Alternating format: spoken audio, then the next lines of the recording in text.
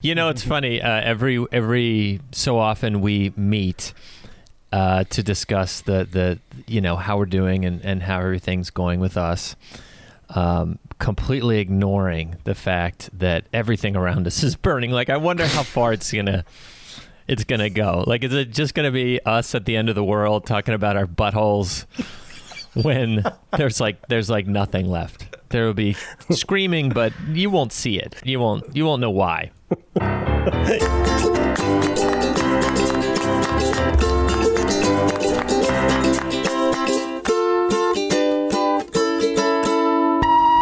You look nice today. California King. What was it? There was a Robin Williams movie that was about Jacob the Liar, the Holocaust clown. Oh, right. Is that us? We're the Holocaust clown. I think there have been like 4 Holocaust clown movies. Yeah. You got Jerry Lewis. Jerry Lewis. And if memory serves, Italian guy. The Day the Clown Cried. You've got Roberto Benigni. Mm-hmm. Is this a genre, the Holocaust clown? Yeah. Just trying to make those last days, fun. He's a fun dad, clown. Yeah, that's what it is. I don't know. I think here's I guess my only takeaway from this conversation is if and when we ever do prepare, let's say doomsday kits full of water purification tablets, nuclear thyroid medicine, etc., throw a clown nose in. Yeah. It doesn't take that much space. It doesn't take that much space, and it could bring necessary joy or terror to someone you love. Everyone loves a clown. Everyone loves the idea of a clown. Yeah. Did they have these in other kinds of like massacres? Did they have it in Turkey, like in Armenia? Like, is Scott? I know you study this kind of thing as part of your extensive cultural clown studies. Do you feel like this is something that's been around? I know there's different kinds of clowns in France. There's all kinds of clowns. That's why they love Jerry Lewis. Is Jerry Lewis dead? Do we know? Boy, yeah. I think he's more dead. Yeah. Is he dead? He's dead, right? I'm not going to check. But I Jerry wonder, this Lewis is like Is it a historical phenomenon? Has there always been somebody there? Like, I think I'm not going to say whether or not he's dead, but he is not alive. Let's just put it that way. Okay. Thank you for being sensitive about it. Okay. Schrodinger's comedian. Yeah. There's an Israeli show. It's kind of like Jerusalem Friends. It's one of my favorite shows. It's great about like 6 extremely Orthodox Jews who live modern lives in Jerusalem, and one of the guys is a doctor, and one of the people that he works with is like a professional hospital clown. And every time I see her on screen, it bums me out, because I know that if I were dying of some rough disease but I was still conscious and a clown came in to cheer me up, I don't know what would be. I feel bad. You don't want to be rude, but I think one thing I think about a lot, because of, let's be honest, John Wayne Gacy, I do think about dying in a clown's basement, and I don't want the face of a clown, whether it's a medical clown or a mensch. I don't want that to be the last thing that I see, and I don't want to be rude. What's the show? Do you remember what the show's called? The show is called I don't know how to pronounce it, but it's like Srugim, Srugim. Yeah, it's a good show. Adam, do you have a position on clowns? Be honest. I'm realizing that I've had to think about clowns like almost 100% less than I did when I was a kid. Mm-hmm. Like quicksand. Yeah. Like almost, like pretty much zero. Yeah, almost none. I think like clowns have lost their position in the zeitgeist, and I think. But they took as a kid, I was terrified, and I think they took up probably 99% of my mental space. Were you afraid of clowns? Very much so, sir. Mm-hmm. Well, that's sensible. Like them. Yeah, it's called calorophobia.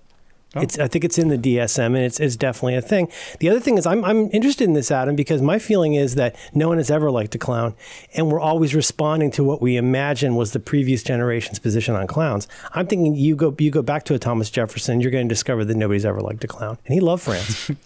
Yeah. Why did clowns? I mean, you're you guys know history. Why did clowns become a thing? Why did that happen? You know, do you want to take this one, Scott? Commedia dell'arte. I know there's that. You can have an Auguste. You can have. There's like 3 kinds of clowns, basically. It's like a personality test. But there's the different kinds. I'll bet. Like so many things, it has, and this is, I'm speculating, I think it has a basis probably in somebody who's hideous. I think there was probably somebody who was hideous in every village, and he gave everybody a laugh. And then they operationalized the hideousness, and then put it in a striped tent.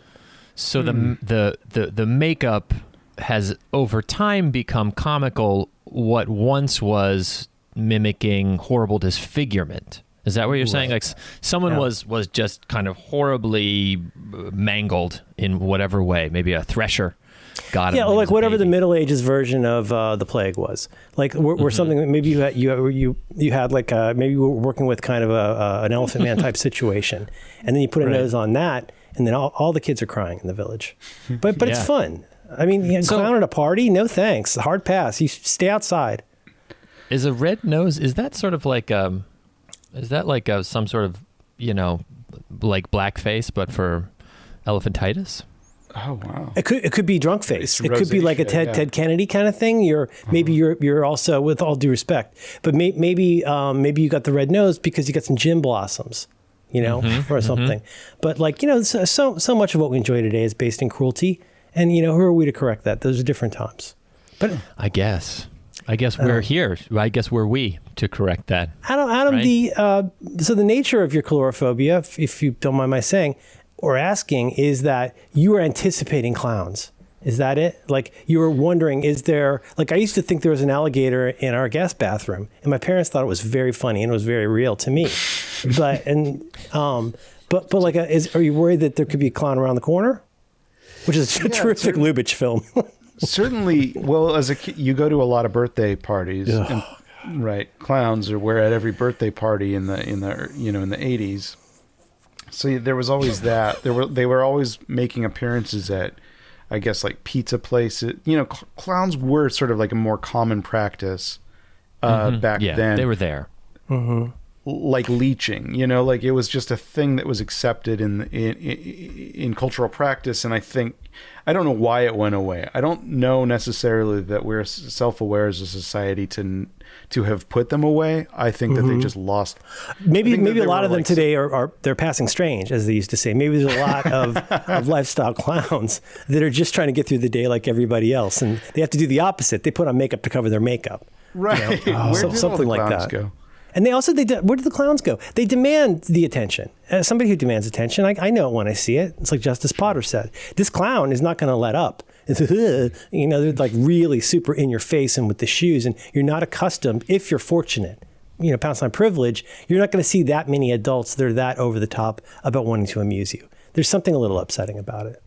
Yeah. All those balloons, I hate balloons. Maybe that's what it is too. Just in general, over time, we've moved away from adults speaking to children who don't have any relationship with them. Uh-huh. What about magicians? What about magicians? Because I feel like clowns and magicians. Again, you go back to the children's party. I'll go way out of my way to avoid a magician. Because at least a magician can do something cool. Yeah. Like, oh, Adam, you've never been blown away on the street by a stranger? I hate it. You don't like somebody to come up, do a little bit of close magic, and you feel it coming. They come up and like a clown, they're a little too into you. Yeah. And that like a scoutmaster, that throws a signal to a child. And somebody comes up and they demand to do magic on you. It's a form of assault, if you ask me. And if you're close enough, anything looks like a trick. Close enough. That's true. Cool. I'm not saying I would do this for my family, but do you see that as part of the what'd you call it, the Holocaust survival box? Do you put? So you got the clown nose, you got the white makeup, maybe you got some animals you could make into balloons. Could there also be elements of a magician, like a pencil thin mustache, or like a challenge coin or something? Maybe a live rabbit. A live rabbit. That would be actually, if you make the whole apocalypse survival box essentially a magic top hat that you can pull stuff out of as needed. Oh, now you're the cool dad. now you're the fucking cool dad because you who wants shelf stable milk.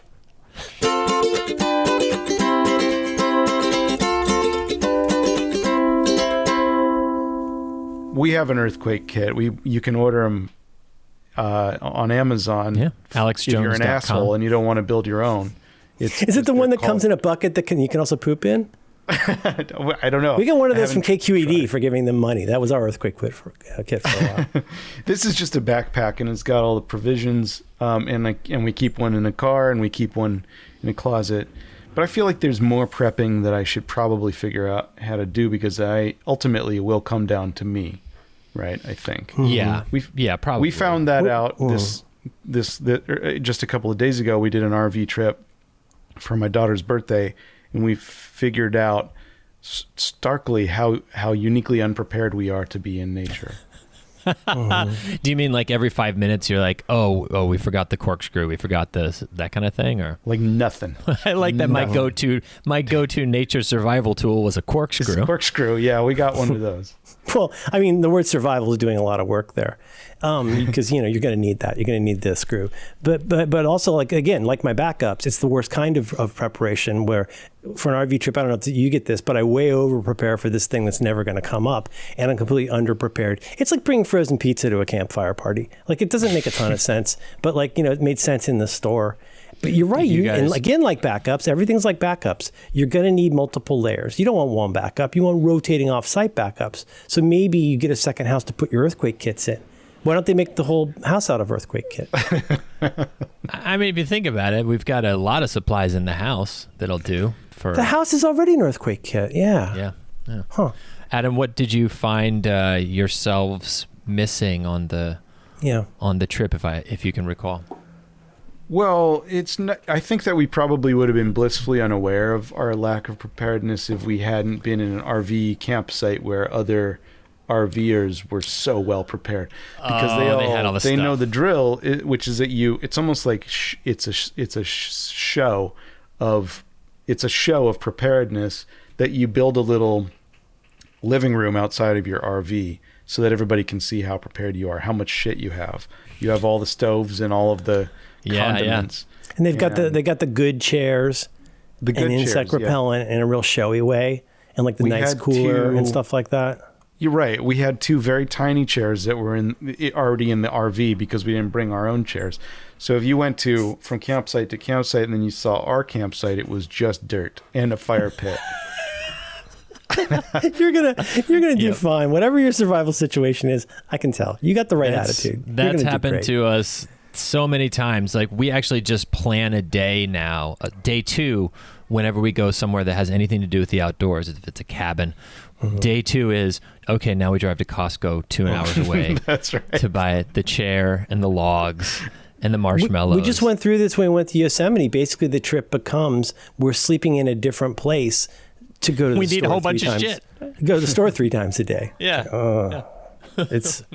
Yeah, I'm not ready for anything. I mean, on the best of days, I'm barely hanging on, and I don't think my family should look to me, whether that's for amusement or a coin trick or the will to live, because I don't know if I'm going to show up for that. I can't promise. I'd like to think, you same kind of guys like, I could win a fight. Like, no, you can't win a fight. Yeah. I think the earthquake will just finish when it's done with me. Yeah, in my case, it was, I can start a fire. Sure. I can't. I mean, like, how hard can it be? Luckily, like, the little gift shop had firewood, so I went and bought a couple of things of firewood, and I built it like I saw in the thing. Yeah. Put some kindling in there, got it going. I had proven myself. Are you talking about Survivor? Did you learn to build a fire from Survivor? Is that what it is? Probably, yes. But I built a little firewood house, and I got it going. And I go inside the RV and I come out and it's just smoke. And so I had to go through the shame of going back into the gift shop and saying, I wonder if you sell anything that helps make a fire.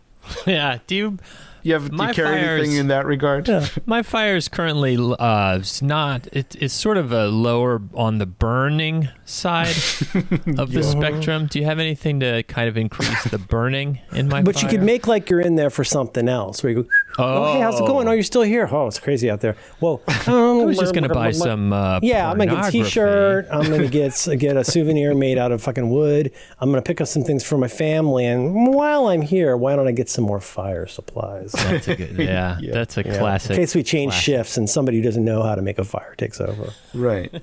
Yeah. But those things really work. The fire starters really work. And I don't know why I should feel bad about that. Would you guys feel bad about that if you used a little fire starter to start a fire? Oh, I would not. But we get the giant super match, the big lighter gun. We get that, and we get the fire starters. We get those as well. My only tip is air. Remember air. We know about heat. We know about fuel. A lot of people leave out the air. You want some air to get in there. But I know that, and it doesn't help. I can't build anything. I look like I'm trying to create a signal fire. But you know what? I can't do anything about it, and I feel bad about it. So it's right in my wheelhouse.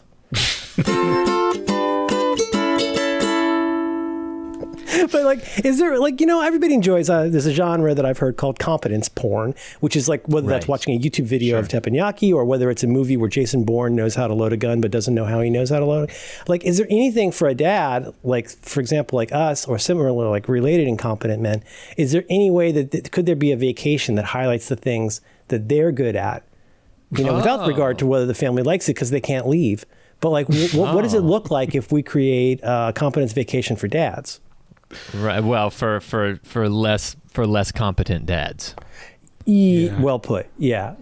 Right. Somewhere where finally it's our turn, kind of place, like a resort where all of the Wi-Fi routers are on the fritz. Man. You just got to get in there. You just got to log in and just. The name is it's just a name and password are both admin, and only dads know that. I'll fix it. I could also cycle the router. Do you know how to cycle the router, son? What? No. Okay. All right. This is dad's competence vacation. Here we go. What do you know about about Watchmen? Do you know that they're not actually called Watchmen? That could be a vacation. I go somewhere and I explain things, and I kind of like what we do every night, which is I have a few drinks and then I explain a lot of things to my family about who was in a different TV show. Yeah. Maybe all of the dishes in the resort's restaurants are named after notable character actors from the 1970s. Oh, that's good. Let me just get a quick polish on this Alan Arkin. Yeah, could I get a side of the Jason Robards potatoes? Jason Robards. And then that's the whole dinner worth of valuable life information for your children that has nothing to do with lighting a fire. Yeah, they don't know they need it because they don't. But you hit pause and you go, George DeZunda, you know him from Law & Order, but he was also George's father on Grey's Anatomy. God, Dad, you're so good at vacation. Thank you, sweetheart. I could have used this. Yeah. I could have used this when I was getting so pissed off at the hamburgers because they were way too hot. They were so hot. And my children saw me getting angry at the fire, getting angry at the food I was preparing for them. Yeah. Getting angry, and they judged me for it. And I actually thought I felt that I had failed them in that moment. Failed them. You did. You really did. That's a dad thing, though. That's definitely a dad thing, and I don't know if we incorporate this into our program, but being mad in general, but also just being mad at things that you oughtn't be mad at, that you can't do anything about, and you get mad at the way the rewind buttons works on the Apple remote. I could do an hour on that. Like an anger dad. Yeah, I like that. Yeah, I like that. I think maybe each hotel room in this resort has one refrigerator for storage of beverages and cold foods, and then one refrigerator just for kicking. But you also get a third room, which is where I can put my stuff, and nobody puts anything else there. This is an active working area. This is where my phone goes. You don't put that there. This is Dad's room. This is where Dad puts his phone. Yeah. Adam, what would you do? Would you be good at picking out gels, or what would your expertise be in? I was just thinking about. I think if there was some sort of a challenge that that my family had to solve in order to pass through to the next level, and the only way we could past this challenge is if I could do something like if I could do this with my muscle, like if I could do that. Yeah. Yeah. It's like Terry Crews for regular guys. Right. Yeah. My kids would be so impressed, and we would get to move on to the next level. And if it was just a series of those kind of things, it's kind of an escape room. It's an escape room for their life. And we're going to need one ticket to the gun show. Obviously, I think for me, the competence test at this resort would have to do with something to do with books and writers and shit, which my children do not care at all about. I've told you about my son when he was little. He put on my glasses. He was like, "I look like a library guy like you." I was like, "Oh, okay." So we're not going to share that. Maybe you could have a room. Is Moose from an Archie comic. He was born with the hat. He had the hat. Hey. Maybe you could explain how somebody misunderstands Wittgenstein or something. You could correct famous. Yes, famous misreadings. Turns out you could be the turns out guy, where you're the guy who goes, "Well, actually, the crime rate's never been lower. Hard drives have never been less expensive." I say that to myself every day when I look at Nextdoor. Yeah, I want to type it so badly, but I know I can't because there's no convincing the racists on Nextdoor that crime isn't through the roof. I called PG&E. They said nobody was supposed to be in the area. He had a badge and it looked official, His complexion was troubling to me, though. Do you love on Nextdoor how people get around? Like Nextdoor had this big thing where everybody's always known Nextdoor's it's for fun racist moms, and everybody's known that for a long time, And the way they try to skirt the filtering they've now done so that you can't say I saw a black, for example, you have to provide some context, and people will do these really circuitous explanations of what it is that troubled them. That really comes down to I saw a black. Yeah. You know if it's a gentleman. One gentleman. This particular individual. An individual, a gentleman. Yeah. I don't know. We're kind of talking about Fantasy Island in some ways. I guess it is. Yeah. I mean, my fantasy would be to be walking down the hall with my family, and then the cool bellhop notices my T-shirt from the internet and knows where I got it. And then he's like, "Oh, nice internet T-shirt. Cool, Dad." Oh, like I told you about the time that my stupid kid and I went to daddy-daughter night, went out to dinner, and the very, very attractive lady behind the counter recognized my voice from this program. I'm still talking about it today. So wow. I'm going to go into some places, and maybe when I go to get a juice box or whatever my kid enjoys, I go and I'm going to go to the little bungalow by the pool that I never have to get in because this is my fantasy. I don't want to be wet and cold. But I go to get a juice box and they go, "Oh, all the great shows." And I go, "Right." And then they'll probably say how they like Roderick better. But, not every fantasy is perfect. They're just experts at looking at you like they know you, but they're not going to say anything, which is... I've never, I don't know what the verb is. I've never gotten a prostitute. Not that I don't get them or grok them. Do you rent one? I think you rent one. It's a lease to own, I think, and because also we say sex worker now. But I think part of the idea there is that you have to communicate, you have to have boundaries, and you have to say I like it when ladies do this particular thing to me, and then you act like you haven't had that conversation. Oh, and you do the sex worker things with the person, and that's kind of how Dad Fantasy Island would work, I think. You provide them a dossier. Yes. You do your own oppo and say, "Here's what makes Daddy happy." There's a kind of entrance interview at the beginning, and then 3 days later, when you're walking down the hall and Wilco's playing on the speakers, and you're like, "This is actually one of the unreleased tracks." Before this, he was in a band called Uncle Tupelo, and you might know him from Parks and Recreation. Wow, Dad, you know a lot about things. Yes. Oh, but they won't know or remember that you had specifically dictated the playlist. They get to pick the fun all the time. We do so much bullshit for these goddamn kids. Show no gratitude. No gratitude. I want a clown at my party. Well, do you know what that does to Uncle Adam when you bring a clown to a party? We'll bend over backwards for these stupid twerps. When does Dad get his vacation? Maybe shirts are required in the pool. I mean, it's good for SPF. It's Yeah. I do love. Have you guys been to an all-inclusive resort? I as much as I don't want to. I went to one in the Dominican Republic. Oh, that's a very, very impoverished country where all of the people who work there are gentlemen.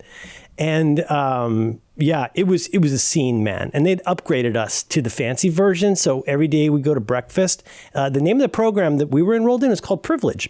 and if you've upgraded, which means you get the good drinks and the nice restaurant, you have to wear a willfully cute and folksy bracelet that says privilege on it. And then you walk across the mat that says privilege on it. So that you're constantly reminded that you have things the gentlemen do not.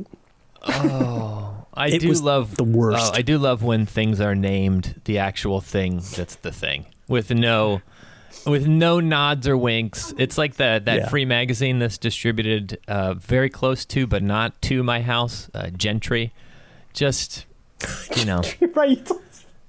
Mm-hmm. Oh yeah, we've discussed Gentry before, but it's one of those entities that's just, they're like, fuck it, we're not going to beat around the bush. This is club privilege. Come on in, white guy. Here's your bracelet. Here's your bracelet. What about you, Adam? You ever go to one of those places? You see a lot of Germans there. Very, very sun-tanned up. When I was a kid, we went to a Club Med. Do those still exist? I don't know what Club Med was. What I know, I've heard of Sandals. It's like Club Med. It's like a Sandals with families. Yeah, Club Med somewhere in Mexico. And I mean, I was 14. I had a ball. There was trapezes. There were girls. Trapezes and trapezes and niñas. Yes. Wow. Buenos dias. It was a complicated time for me sexually, awakening wise, and some kid bit me on the head while he had chewing gum in his mouth. What? And I had to cut out a long piece of my hair. So on the last day, I had a bald spot while I was riding the trapeze in front of everybody. Did I say trapeze? You said trapeze, but you also implied a tonsure, a kind of tonsure, like a monastic, exercise. So St. Francis of the trapeze. Yeah. Oh, also a thing that happened. This was the early 90s and grunge was very big. And there was a talent show where you had to lip sync. Lip syncing was very big. You had to lip sync to a grunge, and I did Nirvana. Okay. I did, and I headbanged. Headbanging was very big at the time. Yeah, it's still funny. Longer, the song went on longer than I was remembering it was, but I headbanged the whole time.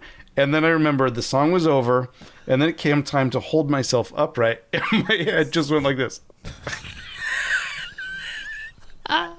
You lolled. Your head lolled. Yeah, because I had exhausted all of my neck muscles. You used up your neck. You use too much neck on that. But maybe that's part of the camp is you go into the air guitar contest knowing that you're going to win because that was in your dossier. Yeah. When the lights out, it's less dangerous. Oh, wow. So many things happened to you that certainly affected your psyche and sexuality. It was eventful and complicated and very sexy. Do you feel like you came out of it stronger as a teen? Absolutely, I did. I had new trapeze skills. I had to grow back some hair. I got hit on by a boy. That was new for me too. I got hit on by a boy for the first time, and I had. See, I would like that today. I wouldn't go for it, but I would. At my dad camp, I would consider that a great compliment. That must have been confusing to you at the time, though. It was confusing at the time, but now, like in retrospect, I'm like, really, it was really like it was a crucial part of my development. I'm glad. I mean, and more power to that kid. More power to you, Adam. I think that's a bold, brave situation. What's the med in Club Med? Because I guess I always assumed it had something to do with medicine. Is it the Mediterranean? It's funny, yeah. It must be Mediterranean. Look it up. It must be Mediterranean. Evoking the spirit of the south of France in the east of Mexico. I don't think I know where the Mediterranean is. Is it? But like the idea is you're transported away to some kind of like Arabian Nights type situation. I don't know. Dominican Republic boy, It's the same thing. It's the same thing you did. Okay. Because you never actually, it's one of those places where you fly in, you fly out, you see a shanty in the 12 minutes between the airport and the resort. Oh, and then you put the blinds down. So Otherwise, do not look out the window right now. It's very Brazil. Yeah. You take a golf cart to your cabana or whatever it is. Oh, yeah. I'm not here to exercise. I'm also remembering now that, they did have buffets for every meal. Yes. And if you go eat with the Snorks, who are not in privilege, you go, they have a theme dining every night. And my favorite was Oriental. Yeah. They had a night called Oriental. And thank God I got to go. I think in Mexico they still do.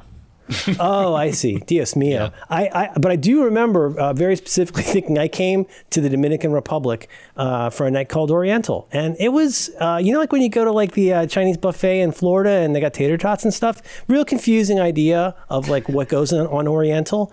But they give you, fill up your water. The confluence of Chinese and American Midwestern cuisine, most notably evinced in the cream puff wonton or the cream cheese wonton, is, I think, underrated. Sometimes you want a tater tot with your mushu or your ginger beef. I think it's a great combination. I'll eat me an egg foo young. I'll eat me a chow mein. It's a different kind of dining. I think that's what we should call Chinese Oriental. American. It is. It's not Occidental. It's not. It doesn't happen on Occident.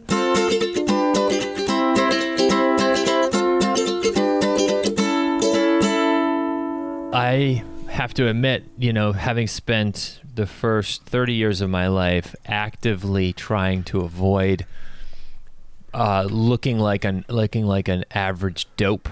My idea of traveling up until then was, getting on a 5-day train ride through Siberia, or like backpacking in Nepal or whatever. And so I never really allowed myself to let my guard down enough to enjoy that kind of resort experience. But we went about a year and a half ago to Cancun, and it was the only family vacation that's ever worked. Really? Well, it was perfect. I mean, it was perfect in every way. We didn't do anything. We barely went to the beach. We were on the beach. We didn't even go to the beach. We hung out by the pool. We ate at the themed restaurants. We walked through the gift shops. We paid for things with credits that turns out were my money. We had a wonderful time. There was free alcohol stapled to the back of the bathroom door.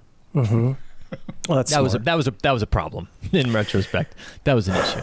I think so actually I learned this as a member of privilege. I learned this in the Dominican Republic. I think one key to any vacation, whether it's a dad vacation or a godforsaken family vacation or a Club Med or otherwise, I think it helps to educate yourself about what that place is good at and good for.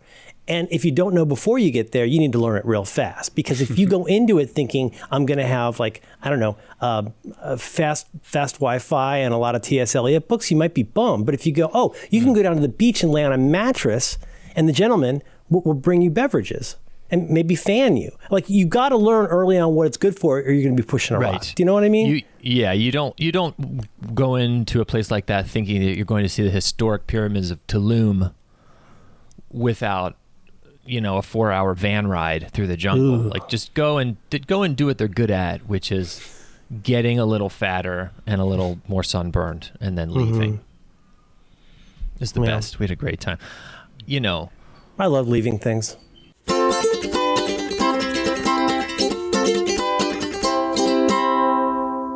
That's a fun resort. It's just called Farewells. And you spend about an hour and a half there, and you go and you take a little walk, you check out. Could it be very near an airport? Oh, it might be in the airport. In fact, like Scott, you're kind of living the dream, if I could say right now. Yeah, you're living the long farewell right now.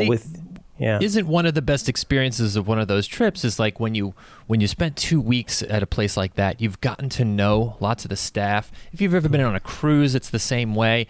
You have your favorites, you have your buddies, you have the guy that knows that you're cool. Like, I want my towel to be folded like a monkey. Like, they know that kind of stuff, and right? They know it, and as much as it's essentially, a form of servitude, it's still fun, and so to the moment when you're saying goodbye to everybody is just so special and nice. So in this time of reduced travel, and in a lot of cases, we're not even allowed to go anywhere. If you could drive to the airport that's 10 minutes away, walk for an hour or so through a fairly realistic resort type place, and then have meaningful goodbyes with people in another language, I feel like that's oh my most God, of the vacation. it'd be like somebody who's really into cuddling. Let's get through this other stuff and be able to really. I think that you're discounting the value of the hello in this equation, because what I'm seeing is an opportunity. Like, what if you fly to a place,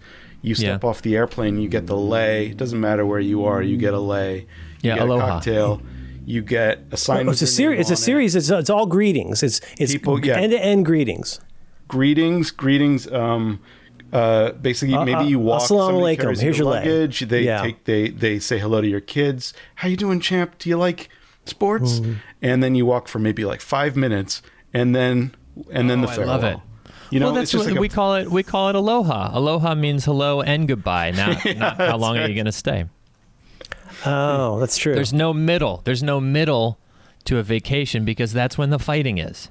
Oh, you're so right. Nobody remembers that part anyway. Yeah. Huh. Oh, I love Aloha. That's such a great idea for a resort, and it's so cheap. You can just essentially make it a hallway. Right. You could put up like maybe some stickers of palm trees and shit. You could roll some Germans in. But yeah, I mean, greetings, farewell, aloha. Aloha.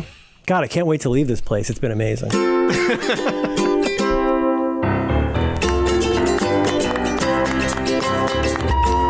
This has been You Look Nice Today. Turn up on a king. Thank you.